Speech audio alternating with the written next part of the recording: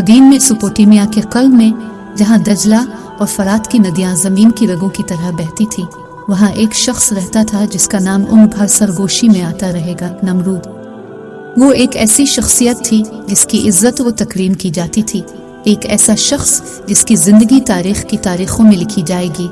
इसकी मीरास अज़ाइम, ताकत और इंसानियत की एक पेचीदा टेपेस्ट्री थी।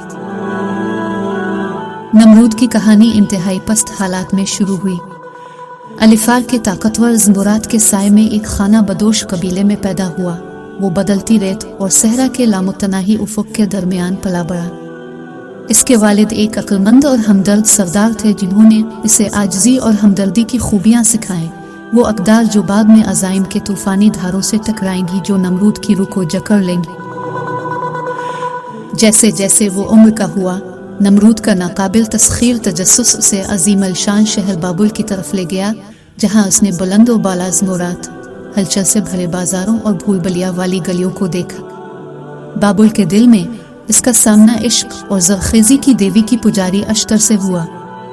इसका हसन पूरे मुल्क में मशहूर था, लेकिन ये उसकी दानिशमंदी और शफ़क़त ही थी जिसने नमरूद के दिल को मोह लिया। उनकी मोहब्बत एक नायाब बारिश के बाद सहराई फूल की तरह खुल गई और उन्होंने एक ऐसी तकरीब में शादी की जिससे ऐसा लगता था कि आसमान और ज़मीन एक होते हैं। अश्तर की रहनुमाई में नमरूद ने कुछ पायदार बनाने के लिए गहरी तलब दरियाफ्त की, जो उसके नाम को हमेशा के लिए अमर कर देगी। उसने आसमानों का रुख किया, जहां उसने रात के आसमान पर सितारों के लामुतनाही रक़्स को देखा। ये वो जगह थी जहां उसने अपनी अजीम तरीन ख्वाहिश का तसव्वुर किया था, एक ऐसा मीनार बनाना जो खुद आसमानों तक पहुंच जाए, इंसानियत और इलाही के दरमियान एक पुल। नमरूद के विजन ने बाबुलियों के दिलों को हिलाकर रख दिया और एक अजीम अक़दाम को मुतासिर किया। हजारों लोगों ने अनथक मेहनत की, बड़े पैमाने पर पत्थरों को तामीराती जगह पर लाया, उन्हें ईंटों की शक्ल दी और एहतियात से एक दूसरे पर ढेर किया।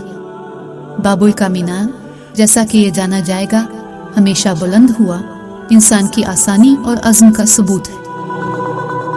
लेकिन जैसे ही टावर बेमिसाल बुलंदियों पर पहुंचा, नमरूद के दिल पर एक साया पड़ गया।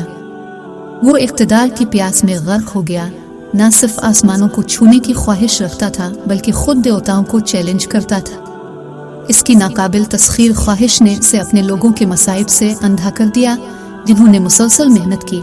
उनके जिस्म टावर के अनथक मुतालिबात से टूट गए।